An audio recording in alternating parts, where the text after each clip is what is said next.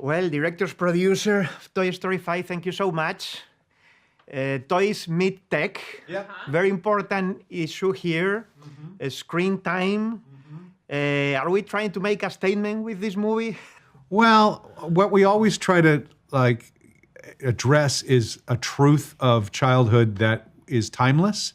So what's current and may not be around in a long time is the issue of screen time, but the issue of being able to connect correctly with friends and find the right friend will always be something that's an issue. So right now we're using the current issues of devices and tech, preventing or making it difficult for our main kid to make a friend. Yeah. Bob Pauley, production designer, diseñador de producción de Toy Story 5. Yes. So, toys meet tech, right? That's the premise of Toy Story 5. What does it mean for the production designer?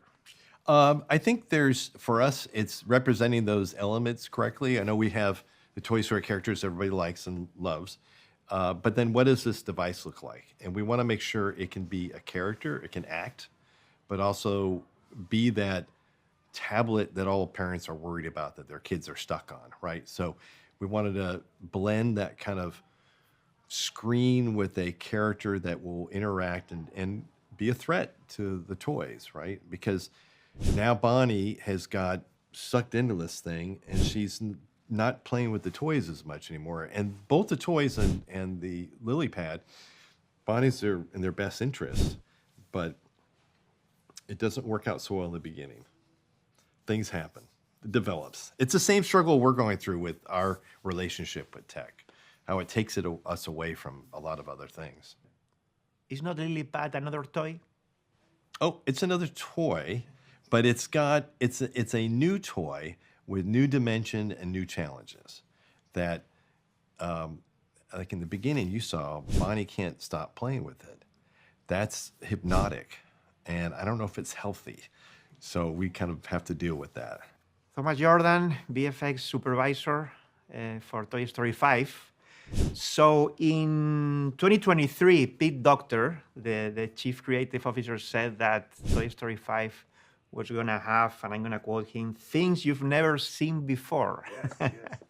What are those things? I can't tell you all of them, but I can tell you for sure the audience has never seen 50 Buzz Lightyears before, all at the same time. The audience has never seen Bonnie's imagination. The audience has seen Andy's imagination in the previous Toy Story films when he's playing with toys.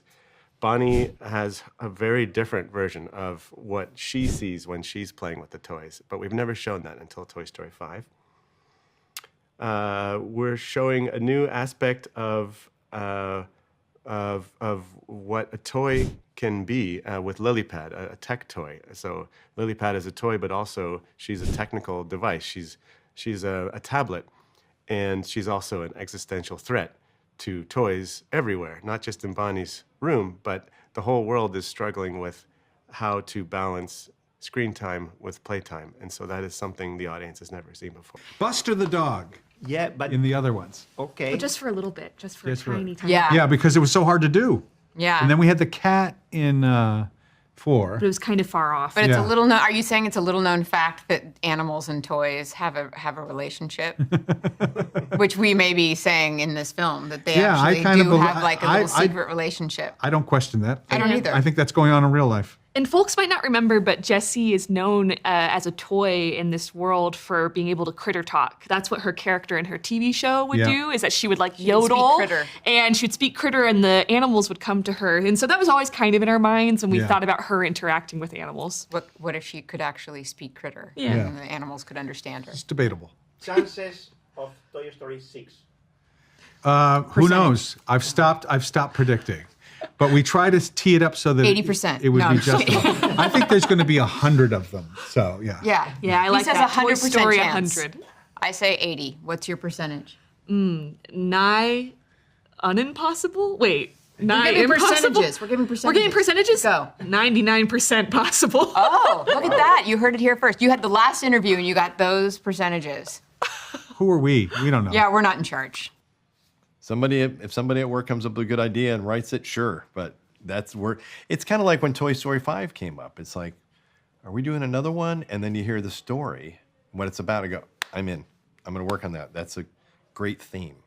And I think sometime in the future, somebody might have a good idea for Toy Story 6, an important thing to say.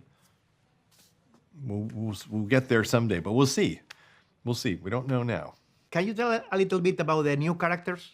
Yes, we have a bunch of new characters, especially new tech characters. Of course, there's Lilypad, the device that Bonnie is introduced to, and Lilypad just ends up sucking up all of Bonnie's attention in her time. But we also have some kind of retro tech that's introduced to the film. Smarty Pants, potty training device voiced by Conan O'Brien. I wish I had had him growing up. Atlas, who is like a weird geocaching map kind of toy. It was a fad way back then. And then Sweet Snappy, who's a little camera. And with their help, Jesse is able to kind of see where tech is coming from. So have a little bit of empathy. Yeah, they rub her the wrong way. New character? Who's your favorite new character? Oh, my favorite new character? Are we talking about Jimmy Dean? Jimmy Dean the pig. The pig. Oh Kenna's my favorite goodness. character is Jimmy Dean the pig. He's very special to me. So So we have some new tech toys. Lilypad being Bonnie's new tablet device that is competing with the other toys for Bonnie's attention. There are some other new tech toys. There's a potty training device called Mr. Smarty Pants, and there is a little camera, a digital camera called Snappy, and there is also a GPS device that looks like a hippopotamus that is named Atlas. Talking about favorite characters, I need from each of you your favorite character of the whole franchise. Of the whole franchise? I feel like this is, well, I will say this. Jessie is my favorite character of the whole franchise. Yes. I will say, though, because it feels like that's just pandering and an easy answer. For this movie, if it can't be Jessie, I'm going to say that Bullseye is my favorite. I love watching Bullseye in this movie because he's so quiet and silent, but if you just watch him in every single scene he's in, he's like Jessie's hype horse. He's like always mirroring Jessie, and like his acting is great. yes. For the whole franchise, it's I'm sounding boring, but it's Woody because he's the guy that I figured out how to write with and I found the voice for. For this movie, though, I have a fondness for Smarty Pants. Yes. And mine's just Jessie through and through. I grew up loving her. I would dress up as her and I would draw her all the time. So it's really surreal and wonderful that I got to help find her voice too for this film. Be her therapist. Yeah. Oh, the whole franchise? That's very tough. I had to say Buzz kind of got me here, so I like Buzz. But I think my thing in general is each movie kind of brings new characters and new fun ways of understanding what a toy is. Toy Story 4, Forky is amazing. Fork is a toy, like that's amazing. I think in this movie, Smarty Pants is just the weirdest, funny, hilarious toy. So I think each one has a different favorite for me. Pete Doctor said that we are going to see things in this movie that we haven't seen before. What are the ones that you can tell us? Well, I think what he meant was just we can see environments and real animals in to the degree that we've never been able to execute as before. We can sort of express humans at a level that we always wanted to, but we can now finally. And An imagination. I think he probably was also referencing the fact that we go into Bonnie's imagination and it's so kind of surreal and stylized and absurd. there's more of it in the second half. Yeah, and I think that's just the first time we've ever really explored what it really might be like to have if a child was designing the look of their own imagination. Yeah. 31 years since Toy Story, the first one, that was obviously a movie that changed or even created almost a new industry, right? Yeah. And I understand that you have seen all this process. In your view, what has changed more and what has remained the same? The creative process has pretty much remained the same. It's still, story has to be written. It's good writing, storyboarding, working out the story and the content. That's always a challenge, and it's not. It might be a little easier with the technology of transferring things and drawing on the computer, but those are still old school mortar and pestle, sort of like old crafts to get done. You have to really work in the trenches and sort that stuff out. It's not, technology is not going to save you there. On the other side, we can do so much more now technically.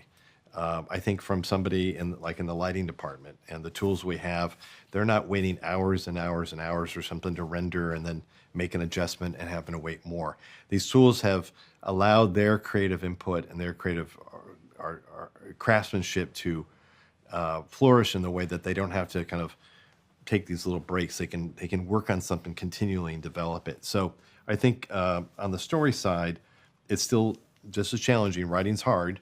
And I think on the art side, there are, and the lighting and animation side, the tools are so much better. I think they are because not only has technology changed a lot, but so have the people that make these types of movies. It used to be that we needed very, very technical people to make a computer animated film. They needed to have a strong computer science background or at least familiarity with it. As technology has evolved and software, especially animation software, has improved, now you don't need a technical background in order to make a movie. You can just be someone who is a brilliant artist or animator or actor, or maybe someone who does live action photography or lighting. And the tools are very accessible and friendly. And so we can hire people for their creative success and talent and not worry about whether they have a background in computers. At one point, I think animation was trying to mimic reality as much as possible, right. But now we are past that, right? Yeah. It's like we don't want to look real. Yeah. We're not trying. Toy Story is kind of, the forms can be a little bit stylized, but the textures are usually pretty accurate to the world. So the humans are different, right? We don't want to try to replicate real people. That's not our goal. We want it to be appealing and charming, but it's a Toy Story universe.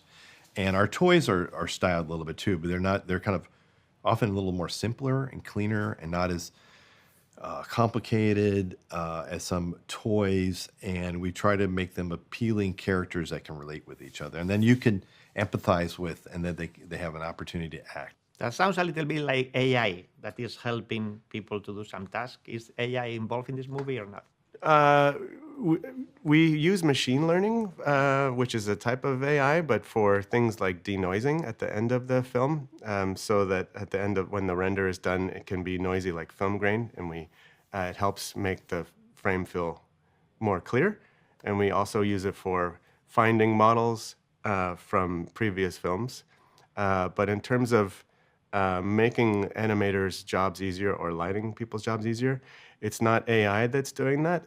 It's the software engineering tools that just provide more easy, simpler user interface so that you don't have to program.